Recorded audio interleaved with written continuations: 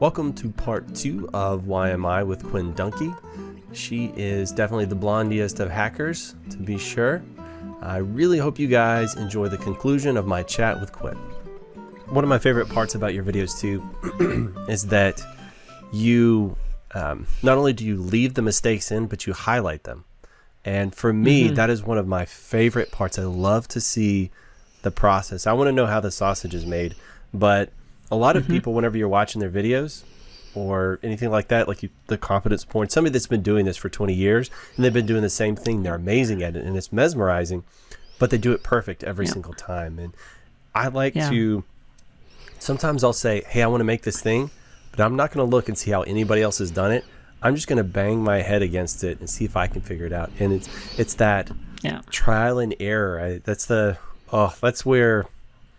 where the magic is for me. And so I love that you leave the mistakes in. Not only that, but you celebrate them and highlight them and talk about I love how you have like little foreshadowing messages that pop up all the time. It cracks me up. So is that something that you look for in other people's videos, and so you decided to put them in yours, or just part of the process? So it is definitely a deliberate mission statement for me that I absolutely want to show as many mistakes as I can, and there's a couple of reasons for that. So the first is that I especially hear this from women, right? One of my goals is to get women to try these types of things that women are not traditionally doing. So, you know, there are very, very few women who have ever set foot in a machine shop, and I think a lot of them would love it if they weren't too intimidated to give it a try, right? It's not an inviting environment for them. It's full of a bunch of aggressive mansplaining men, and it's not a welcoming place for women who are going to be afraid of looking stupid or doing the wrong thing. But you know, all of the women who are out there doing needlepoint, for example, or knitting, those are extremely technical things, and or cross stitch or any of these types of things. They're actually extremely technical. There's a lot of math. Absolutely. There's a lot of order of operations. There's a lot of skills that map very well to machine shop work. So I think if all of those women gave some of this stuff a try, they would actually really love it. So I want to lower that barrier to entry, and part of that is just showing mistakes, and that it's okay to make mistakes, and that nobody is born being good at this stuff, which I think a lot of people forget. Especially the veterans, they start to, drink their own Kool-Aid and feel like they were born knowing this stuff, but there was a point where they didn't know which end of the tool bit on the lathe went into the metal, right? We all start somewhere. So that's a big thing, is just lowering that barrier to entry. And I think the number one thing that keeps people, especially women, from trying new things is that fear of failure, that if they don't know how to do it before they start, that they can't do it. And I think breaking down that barrier is important, because a lot of people who are insecure in their own expertise want to act like they know everything and that they were born knowing this stuff. And if you don't know all this stuff, that you don't deserve to be here, right? There's a deep-rooted insecurity there that a lot of people have in their own expertise, and so I'm trying to break that down, I guess, is a key thing. And then, just showing, like you said, showing the mistakes, showing the process. There's 99%, I guess, of like competence porn videos show zero mistakes, right?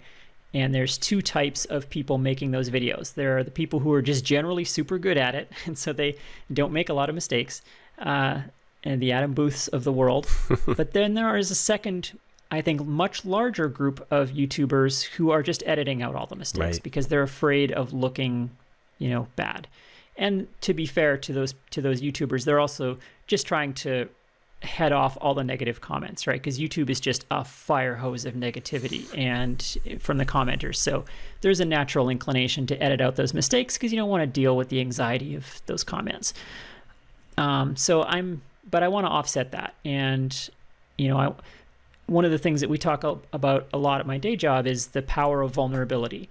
There's really something where if you are willing to have the courage to put yourself out there and show that you're imperfect, show that you're human, it's a very powerful connection with other people that you can make. And So that's I'm trying to bring that to my YouTube. Just, the power in allowing yourself to be vulnerable in front of all of these people. I've got 100,000 people picking apart everything I say, everything I wear, everything I put on screen. Like, boy, if I make a typo in a metric conversion on screen, I will get 1,000 comments about that. Like, people really think I don't know what a centimeter is because I misplaced a decimal point. So that's the flip side, is I have to accept that all of that. But I just think it's a powerful thing, and I want to be a role model for vulnerability, I guess, in the world, because the world has too many people who are trying to be experts and trying to look perfect all the time, and it's just gatekeeping at the end of the day. Where if someone is interested in machine shop work and they see all these people that seem to be flawless, you look at that and you go, well, I can never do that. Like, I can't do that stuff because look how good they are. It's like, well, no, I barely know what I'm doing and I'm out here doing it. So if I can do it, anyone can, is, I guess, what I'm trying to show in every video. I love that statement, the power of vulnerability. I've had conversations with, it's usually men that I'm having a conversation with, and, whether I'm telling them, when they're talking to me or somebody else. I remember one particular occurrence. I was saying to this guy, what's more powerful, what's stronger than showing somebody you're vulnerable and being unafraid of the consequences? Yeah, exactly. Which is 20-year-old Greg, that was probably the most terrifying thing to imagine. And now I've gotten to the point in my life, I don't know, maybe I'm just getting tired, but I will tell anybody anything that they ever ask in any situation. I'm trying to kind of navigate my world a little bit more through feeling and emotion and empathy. Empathy was weird for me. Once I finally learned to turn that on, it was I broke the tap off and I couldn't turn it back off. So that can be kind of scary for some people, I suppose, because once you are able to kind of put yourself in other people's shoes, for one, you can't be mad at them anymore. Yeah. That piece kind of goes away because you realize they're human just like you. I think it was a Vsauce video, which I'm not usually the craziest about, but they were talking about Sonder. I don't know if you've ever watched that one, but it's the concept of everybody is in a movie. So I'm in a movie right now, and I have main characters in that movie. It's like my wife and my kids, and then sometimes there's supporting characters. Like, I think you're a supporting character right now. You're talking to me.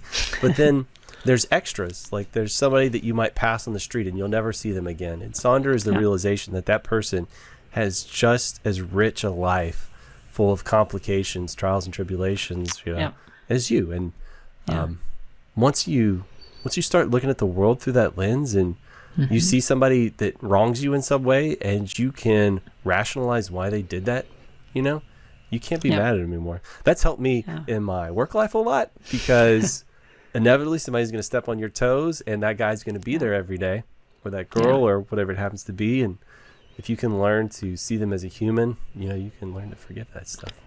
Yeah, that's a great insight. And it's something I try to practice, especially with the comments, right? As I said, the worst part of YouTube is easily the comments. People are so negative and so angry. And I think so. One thing I've learned is that negative comments are never actually about me.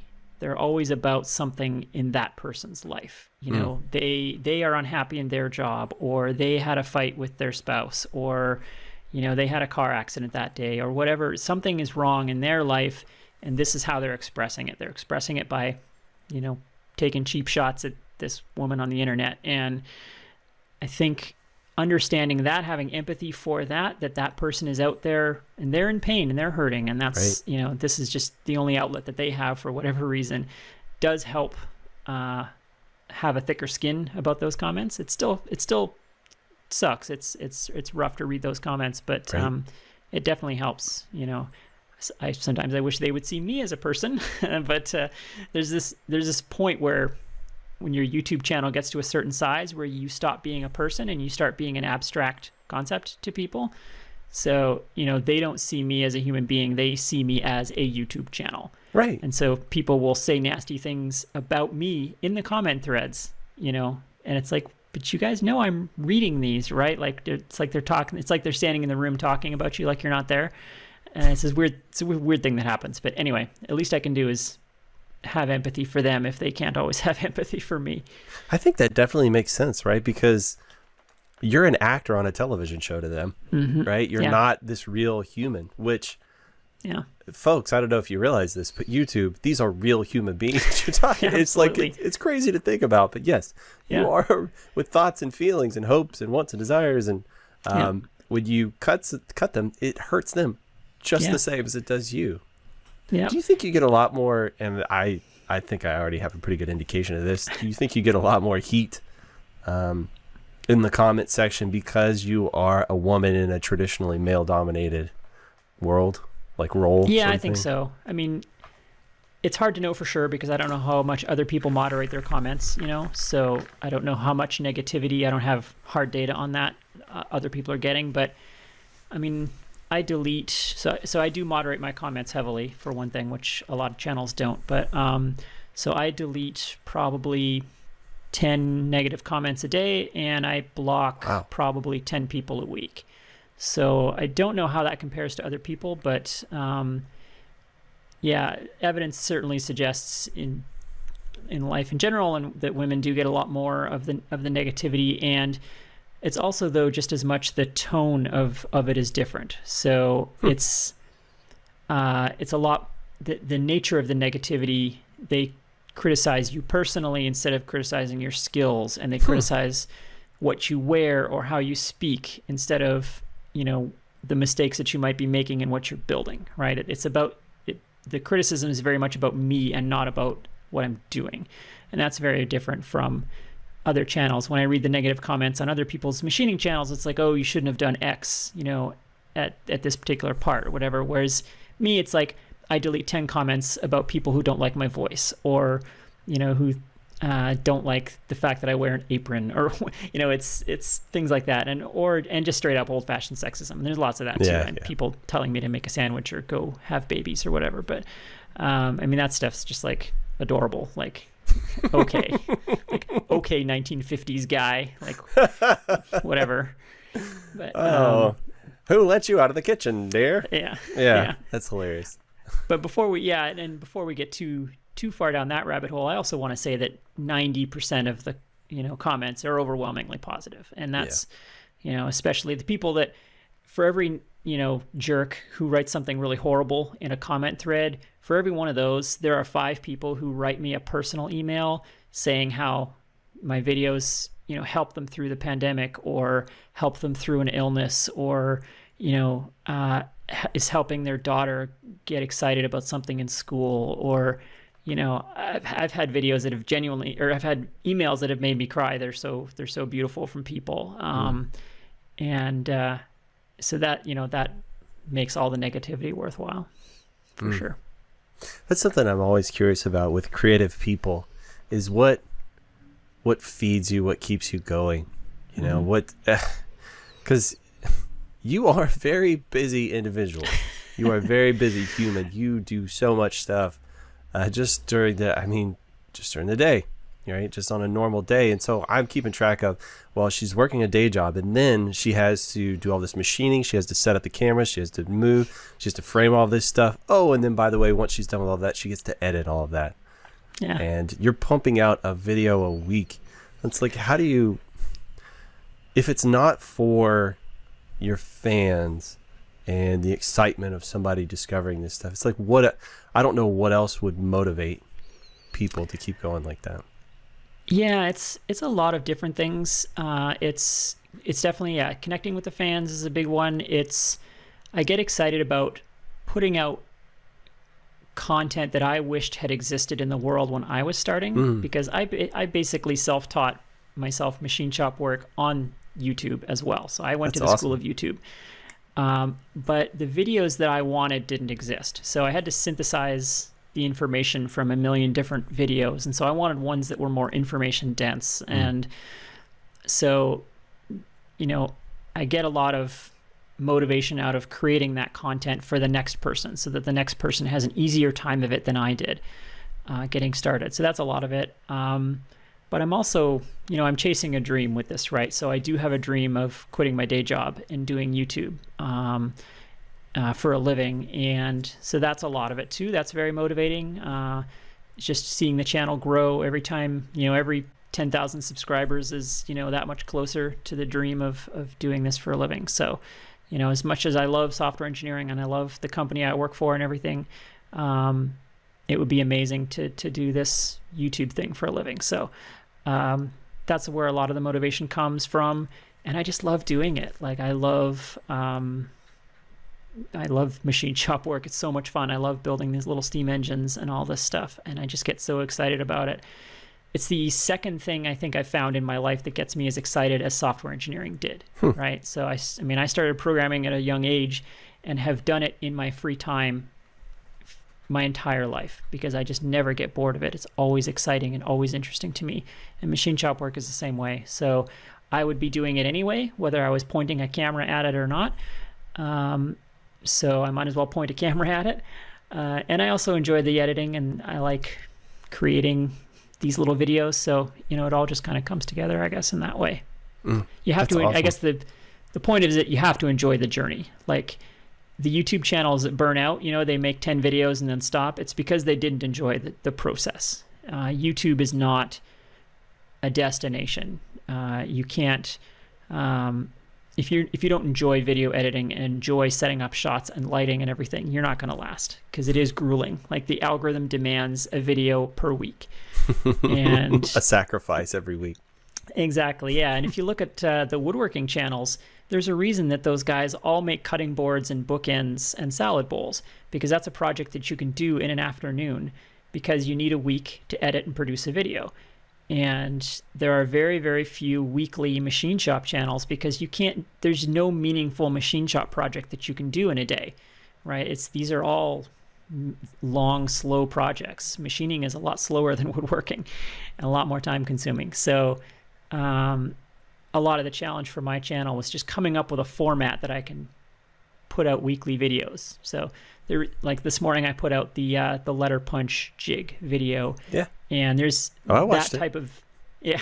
So those project videos, there's a reason I only do one of those like every 3 or 4 weeks. And in between I do educational content. I do, lighter topics, kind of quote unquote filler, and that's why, because you can't crank out a project every week in a machine shop.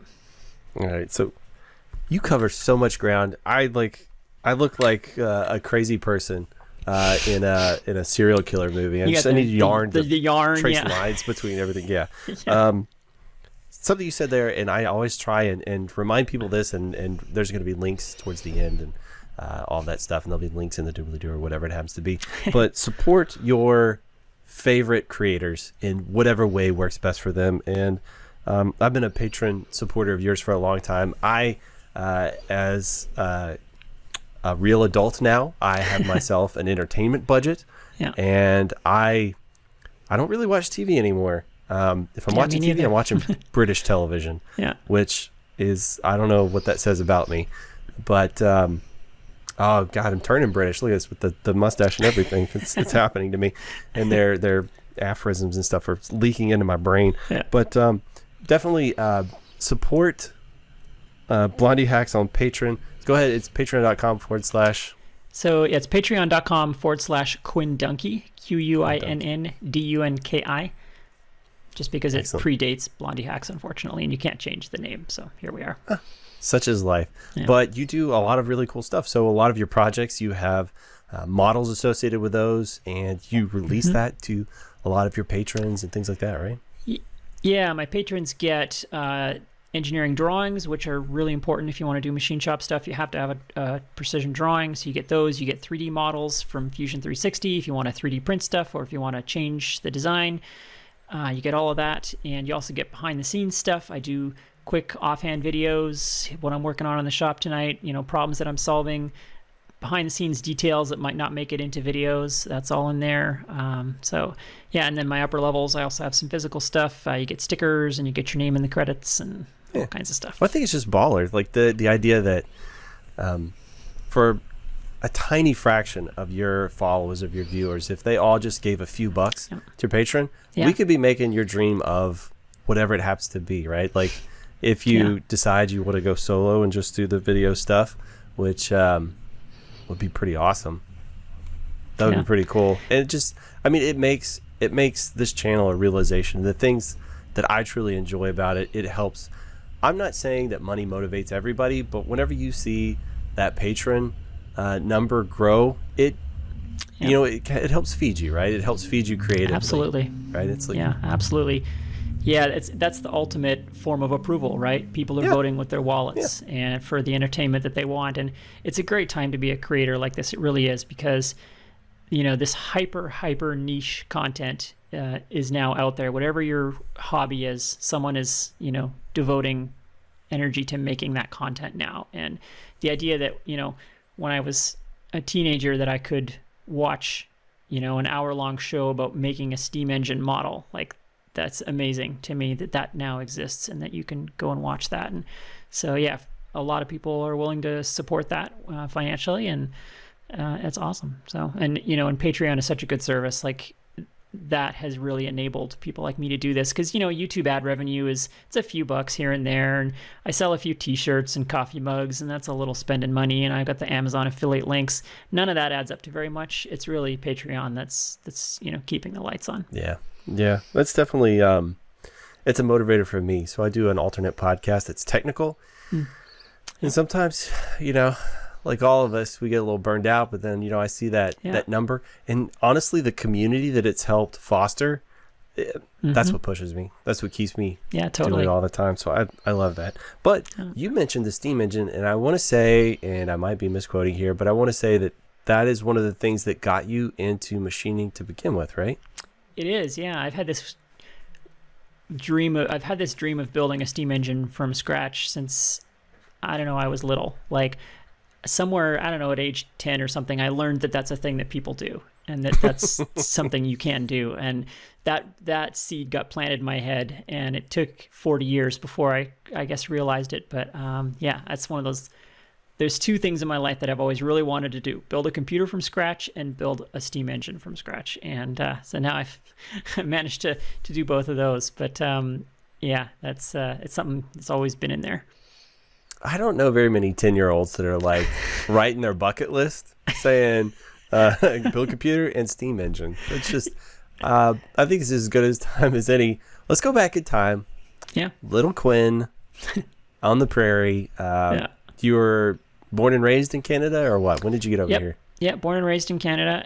I came down for work after school, so I was working at game companies for a little while up there, but most of the opportunities are down here. So I moved down to the States when I was 22, and have been down here ever since. But yeah, and you know, I grew up on a farm for much of my childhood, so that's, I think, where a lot of the mechanical interest comes from. Just been around machinery my whole life, and you know, following my dad around fixing stuff and working on cars, and you know, that's all part of it. Didn't you say in your cat toothbrush videos that your parents are veterinarians? I have two veterinarians in my family. Yeah, my sister and my dad are both veterinarians, so we've always had animals around. Yeah, that's cool. That's cool. So why not be an animal person? How'd you end up being so techy? Because I have a weak stomach, I guess. Yeah, it's sort of a running joke in our family that the dinner table conversation is always super gross because there's two veterinarians, and my mom was an ER nurse for many years. Oh, wow. And then later an obstetrics professor of obstetrics. So basically everyone in the family except me does gross things. So lots of fluids and things at the dinner table. But yeah, I've always just been more into the mechanical and the electronic and so on. That's cool. What kind of a kid were you? Were you like a tomboy? Were you out there running around definitely. Getting dirty? Yeah, I mean, you had to be in our family. You know, as soon as your legs were long enough to reach a clutch, you were put on a machine. So, you know, you started out mowing the lawn on the garden tractor, and then I think by age 11, I was pulling the cultivator on the big tractors. So, yeah, life on the farm, you know, it's all about machines, and it's all about getting dirty and getting work done. I mean, I definitely come from, a workaholic, I guess, family, Swiss German stock, and it's all about work ethic and getting things done. And that was, I guess, drilled into you from the beginning, huh? Yeah, for sure. Yeah. Yeah. And I guess we've always we never had a lot of money. And so we're always fixing things and doing things ourselves, and, everything on the house and everything on the cars. We did all of that stuff ourselves. And so that's just, if you could not grow up in my family without knowing how every part of a car works and how everything in a house works, and because at some point you were going to be required to fix it. So there's something so satisfying about fixing something that's broken. I truly enjoy that, which is ironic because my kids could not care less. Like I don't know how to get them interested in making or building. I've tried all kinds of things. It's just there's so many distractions for kids these days. It's pretty difficult. Yeah, well, and it seems like there's two types of people in the world. I hate to draw categories like this, but there are people who care about how things work, and there are people who don't, it seems like. And I've never understood the latter. Like, I could never abide driving a car and not knowing, at least in broad strokes, how it works, but most people don't care.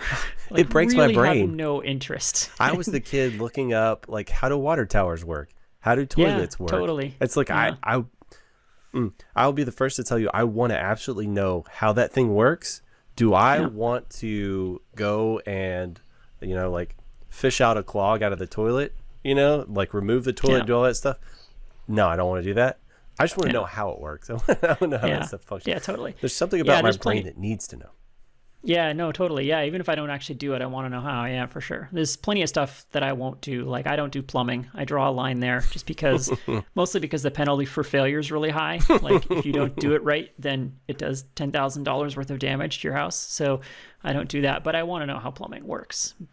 But then when it breaks, I call a plumber. I've also gotten to this point in my life where I used to do everything, and now I calculate how much my time is worth. Like when I actually have free time that I can do things, it's like, that's not worth it. I'm just gonna let somebody else take care of it.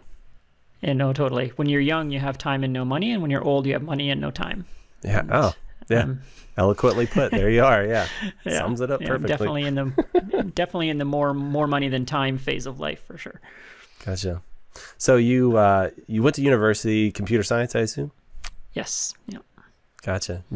How did you know you were going to be a computer scientist? What took you down that path? Yeah, that's funny. That's, again, one of those things where people will talk about trying to figure out what they wanted to do for a living, when they were young. I never had that. Like, I always knew I wanted to make video games. Like, there was never anything else even considered. Again, from a very young age. So we got our first computer when I was 4, I think, or 5, and it was an Apple II. And I started programming when I was 6, and from that moment, my mom used to say, she loved to tell the story that they brought this computer home, and I climbed up on the stool one day and haven't gotten off since. And that's pretty accurate. I just immediately knew, like, it just clicked immediately. Like, this is my thing. Like, I just knew at that age. And so by the time I got to university, deciding what I was going to take in university was a no-brainer. Like, oh, of course, like, I'm going to make video games. So, which I guess in hindsight was sort of audacious, because this was like 1993, where, video gaming wasn't really a career. People, made games, of course, in the 90s, but it wasn't something you thought of as a career per se. Nowadays there's computer game schools, people get degrees in game development, right? But back then it wasn't thought of that way. And so, in fact, in high school, we had a class called Career and Life Management, and one of the assignments for that was to pick a career you might like and go find someone in that career and interview them. And I wanted to make video games. I couldn't find anyone to interview because I didn't know anybody who did it, but that's what I wanted to do. And I think I did some kind of a fake interview, sort of like an imaginary interview, like a Socrates kind of, like, two fictional characters talking to each other kind of interview. And and the teacher gave me a failing grade on it because not because I had, done a fictional interview, but because, which I admitted was fictional, but because video game maker wasn't a real career, she said. Unrealistic. So, yeah, that's where we were at the time, I guess. But I just knew that was what I wanted to do, and it was so deep in me, I didn't even ever stop and think about it. That's awesome. I know. I still remember. As soon as I got my first, I didn't get my first computer until I was about 15, so I was kind of a late to the game kind of kid on that stuff. But fairly quickly, I knew, I'm going to do something with this, and through I'm not going to trace the path because this isn't about me. But I clearly knew what I was going to do. It's going to be something with computers. I wasn't 100% honed in. Like, I didn't know I wanted to make video games or whatever. But so you wanted to make video games. You went to college or university. You graduated. How long before you were actually developing games? So professionally, basically right out of school. So while I was in school, I was doing an IT internship for a company called Silicon Graphics, which is no longer around, but they were kind of the Apple of the 90s. They produced workstations, which is a category of computer that doesn't exist anymore. But so I was doing IT at SGI, and I was doing field support, so I was going out and fixing people's printers, basically. And one of our customers was a video game company. And so I would, always look for chances to go visit their site so that I could talk to them, because they were all like 22 or whatever. And, they were they had sleeping bags in the office, and they were just like living the dream kind of thing. And it was a cool little company. And so I loved going there and hanging out with them. And then we were all the same age and stuff. So, so after I graduated and then, I actually got laid off from this IT job. I just went and talked to them, and I was like, "Hey, can I come work for you guys?" And they were like, "Yeah, sure." So that's how it started. And once I had a little experience, then I was able to get other jobs, and it just went from there. So, is there anything you ever thought you couldn't do, or you just assumed that you could do everything and just went and asked for it? Yeah, I don't know. Yeah, I mean, I just fall into things. I feel like it's like there isn't some grand strategy or anything. I just kind of subconsciously know what I want and try to figure out how to get there, but it's not very, I wish I could say it was some sort of clever plan or something. Something my wife told me that the older I get, the more I find it to be true. She says, if you don't ever ask for anything, you're never going to get anything. So it sounds like you were bold enough to ask for these things that you wanted. I suppose, yeah. Yeah, I think fearlessness or courage or something is a factor. Like, you have to just be willing to, go ask for things or go after things, I guess, even when the world's telling you shouldn't do it. There's definitely some of that, I guess.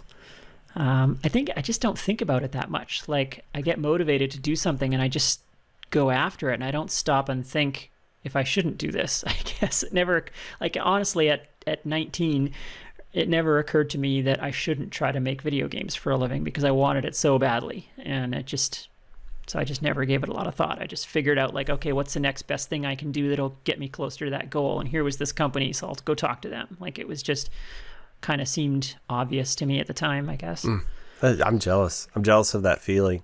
There's something I've said for a long time. It's like, I want to be as excited about something as my dog is when she sees the leash, and it sounds like that is where you went with video games. Like, you were just so stoked and you just knew down in your bones that that's what you wanted to do. And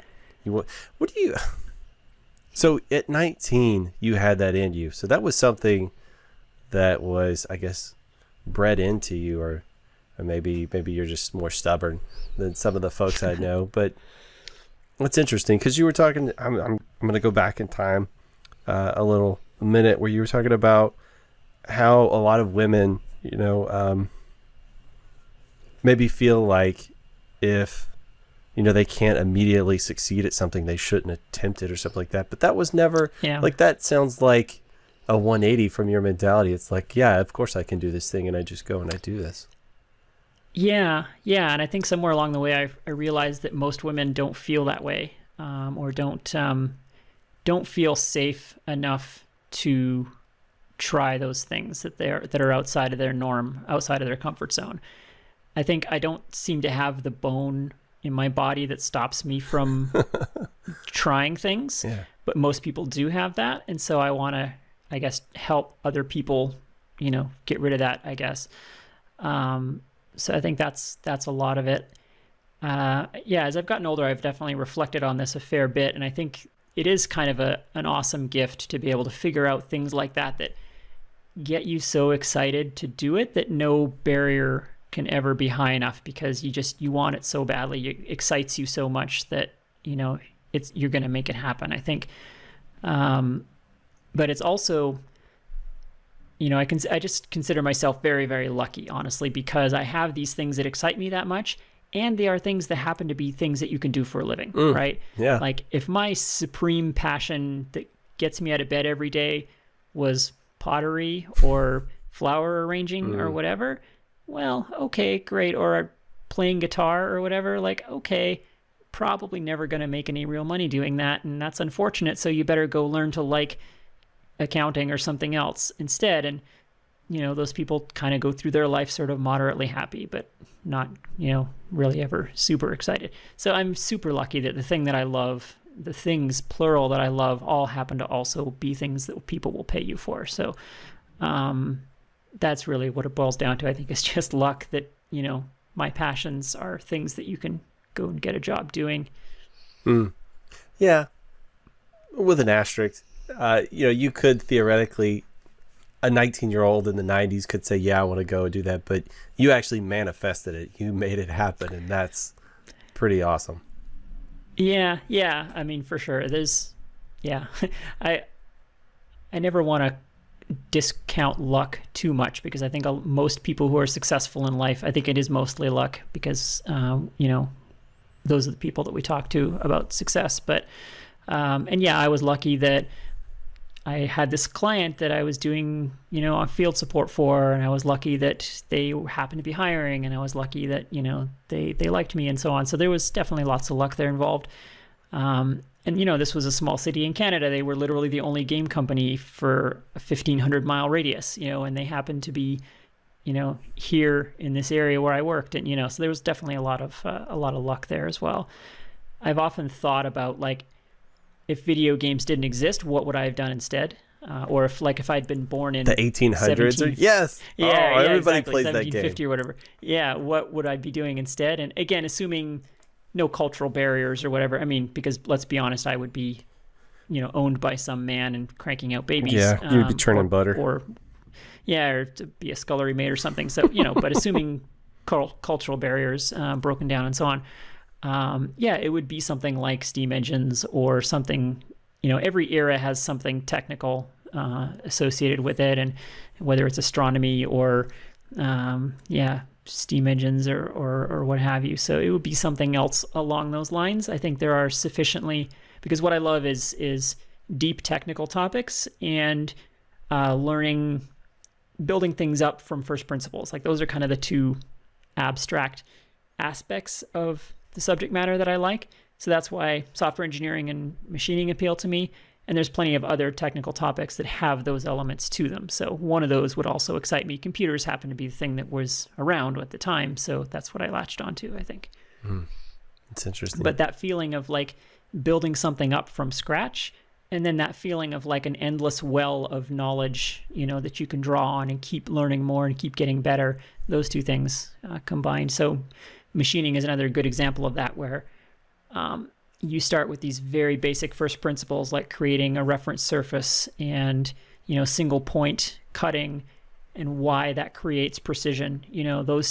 I find those super, super interesting. Like I wrote a series of articles for hackaday.com about the origins of machining. How is it that we can build a machine that can create something that is more precise than itself, which is what machining is. And that is incredible that we can do that, where we can literally decrease the entropy in the universe. And that shouldn't be possible. Like it shouldn't be that we can make a component that is more precise than the machine that created that component.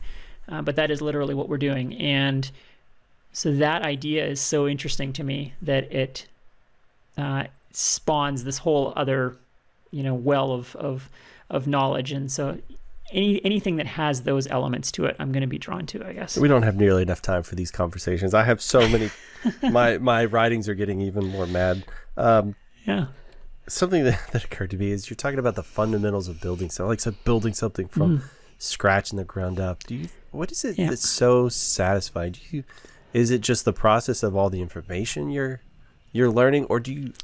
All right, this is me dreaming a little bit, kind of maybe glamorizing it, but do you feel like it kind of puts you in touch with those founders that sort of did it the first time, like you're touching the moon for the first time as well with them?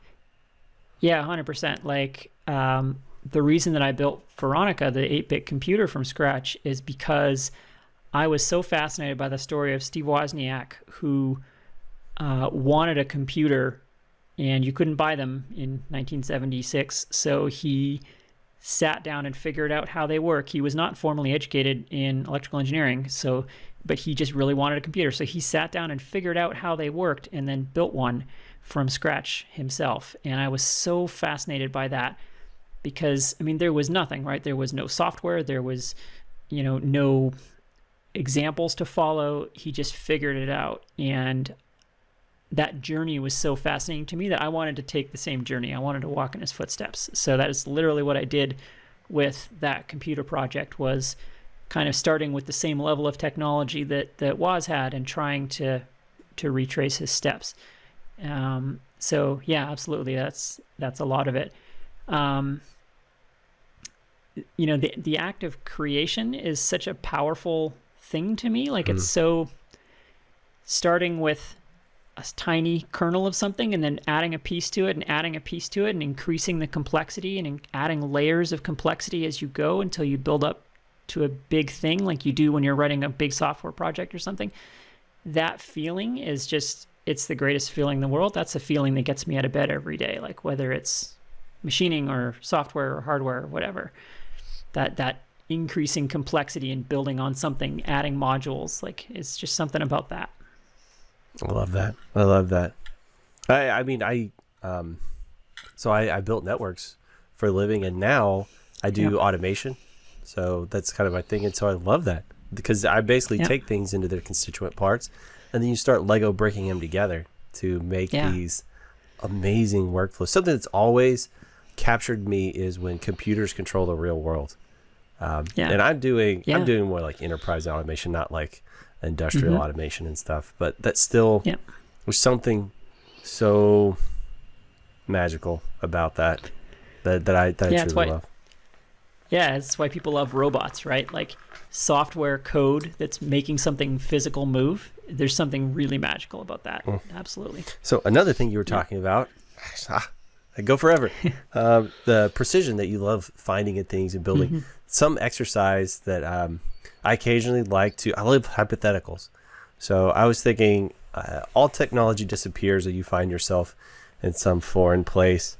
How would you find a 90-degree angle using rudimentary instrument? You don't have any precision instruments anymore, but you can find stuff. It's like, how would you go about finding a 90-degree angle? Well, it's always going to come down to math, right? So it's going to be, you can build a 3, 4, 5 triangle out of sticks, and there's your 90 degrees there.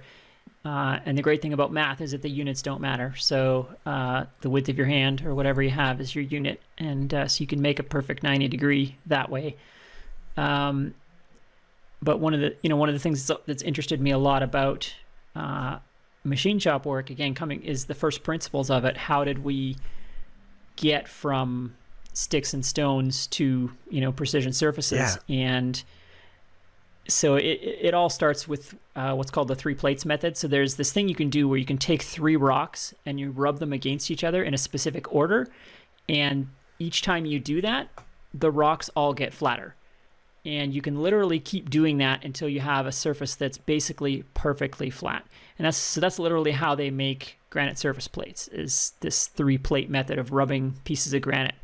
And I don't totally understand the math of how it works, but Yeah, basically the error cancels out if you have 3 of them, and you rub them together in this certain order. So that's literally how they make one perfectly flat surface. And as soon as you have that, then you've unlocked the Industrial Revolution, essentially, because now you have a reference surface. So now you can grind. So now you can do what's called scraping, which is where you take basically a sharp piece of metal, and you take tiny, tiny, tiny little flakes out of another piece of metal, and you can rub that piece of metal against your surface plate that you've made out of the granite, and it'll tell you where the high spots are. And then you hit those with the scraper, and you gradually make that piece of metal flat, and you're using that granite reference surface to figure out when it's flat. So now you have the ability to make pieces of metal perfectly flat, and so now you can build machine tools, and that's basically where it all comes from. I'm glossing over a lot there, but yeah, that's really all there is to it. It's basic physics and basic math. So, and then from there, you get to the lathe, right? And the genius of the lathe is single point cutting, which can create precision from nothing. And there's a subtle genius to single point cutting on a lathe that is difficult to explain to people. It's not just, I think people look at a lathe and they think it's just convenient that the workpiece is spinning and so you can make round things. It's so much more than that. It's the fact that the workpiece is spinning and the tool is stationary and the tool is cutting on a single point only. That is what creates the precision, because that geometry eliminates all the sources of error that could be that would otherwise be there. So it's a little bit difficult to explain without a lot of diagrams, but yeah, the fact that you've got a single point that's moving across the work and the tool is stationary and the work is spinning, that is what creates the precision that is higher than the lathe itself is. So, you could take the most primitive form of bearing, get the work spinning, and now you can create the next better machine tool with that, and from there, it just builds on that. Oh my God, you're such a nerd. I am. Well, that same mental journey was happening in my head about computers, and that's why I built Veronica. It's like when we design a computer now, what do? Well, we design it in CAD on the previous computer, right? So, well, how did that start? How did they make the first computer? Because they didn't have CAD or, chip design software or schematic software. It was aliens, right? So yeah. So that I got interested in relay computers and vacuum tube computers and how they created these first computers that then they used to build better computers. So, yeah. Yeah, that's awesome. All right, so you've graduated university, you've got your first job. When did you end up in the U.S.? Speaking of being 22 and excitable as we were earlier, so this company that I was working at in Canada, it was fun and it was a good group of folks, but it was a very poorly run company, and I was kind of a hothead. I come from a long line of Swiss German hotheads. And so I had an argument with my boss or something, or I was mad at him or something. I forget what happened, but I was mad at him, and I started sending out resumes. And this was in the days when Yahoo was still new, and they had alphabetical lists of websites. They were trying to be the yellow pages of the internet, if you remember that. Awesome. So they literally had an alphabetical list of video game companies, and so I started sending out my resume to every company on that list, starting with A. And I got down to B and cooled off and went back to work, basically. And it was just an act of rebellion. I wasn't very serious. But one of the companies I'd sent my resume to was Bungie in the Bs. And they're now known for Halo and other Destiny.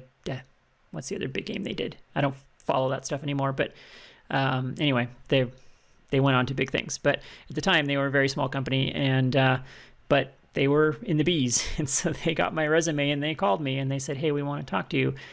And I was like, okay, why not? And I had a phone interview with them, and then they wanted to do an in-person interview, and they sent me plane tickets. And it wasn't until then that I realized that they were in California.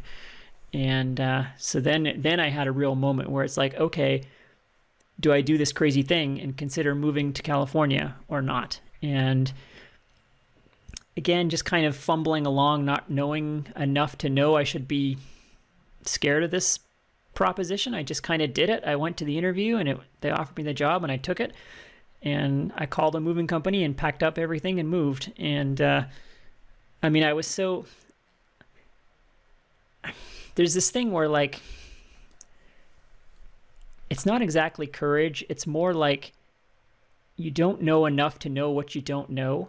And there's something powerful in that. Absolutely. Like I started building Veronica because I didn't know how hard it actually is to build a computer from scratch. If I'd known, I wouldn't have started it.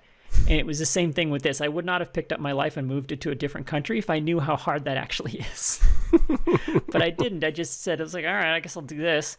And I called a moving company and I moved and I got down there and I had no bank account and I couldn't give a deposit to an apartment because I didn't have a bank account. And I'm like, oh, geez, okay, I guess I better go figure out how to get a bank account. So I went over to the bank on the corner and I was like, will you give me a bank account? And they were like, no, because you've just fallen off the turnip truck and have no credit history.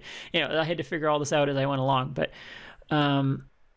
so yeah, moving your whole life to another country is actually super hard. And if I'd known that, I probably would have been too scared to do it, but I just didn't know enough to know better. So that's awesome. That's the real story of my life, is just fumbling along, not knowing enough to know I should be scared of things, I guess. That's life. It's a series of random events. Just bouncing from a place. It's fascinating. Do you miss Canada at all?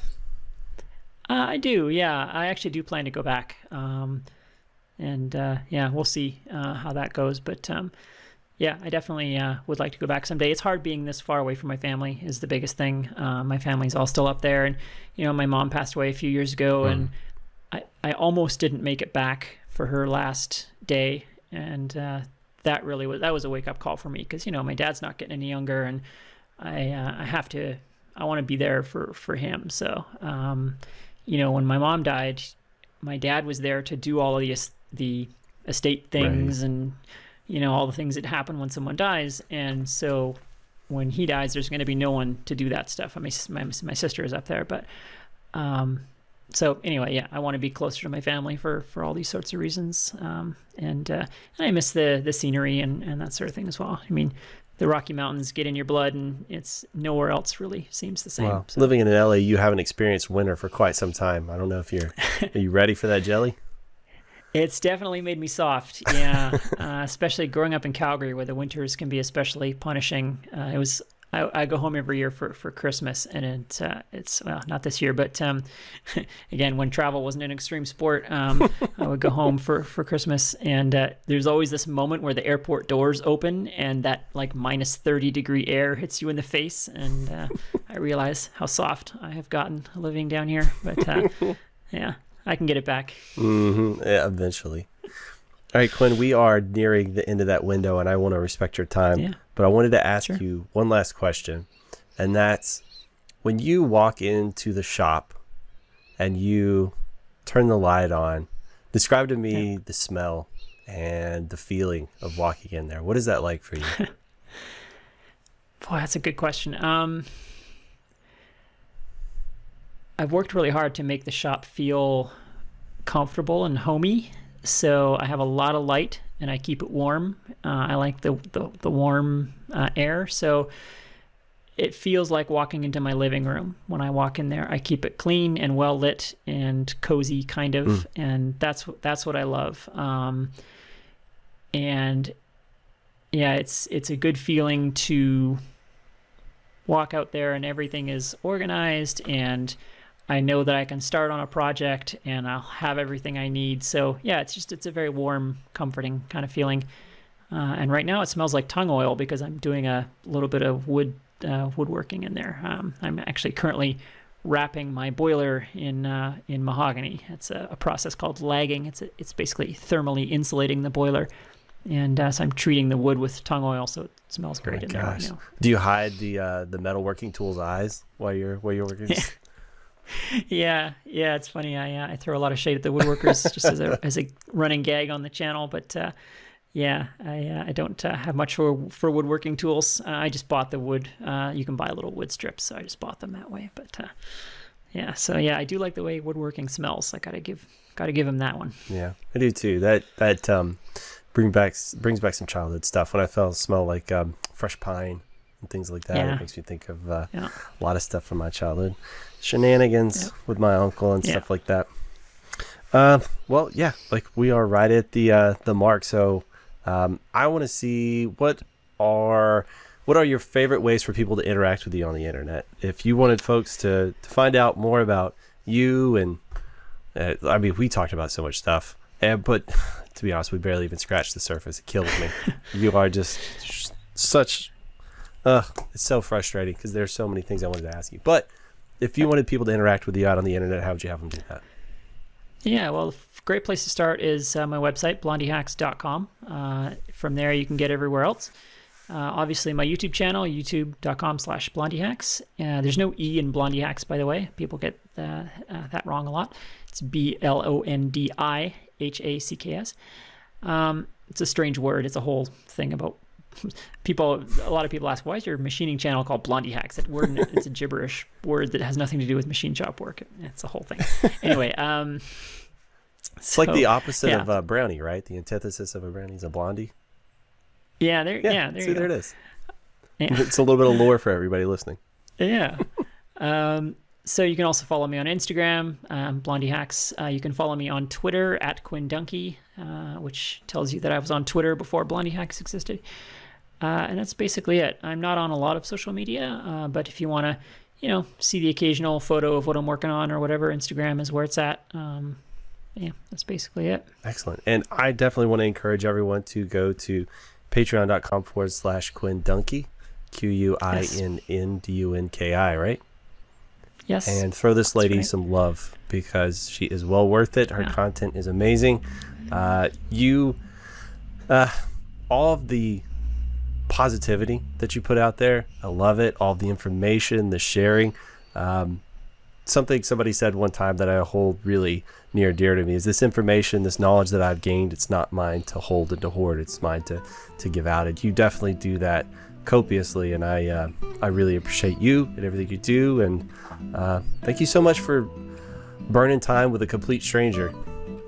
Yeah, I appreciate that. This was a lot of fun. I'm glad we could have a little chat and talk about sharing information, and it was awesome. Pleasure to be here. Excellent. Well, thank you guys for listening, and we'll see you next time.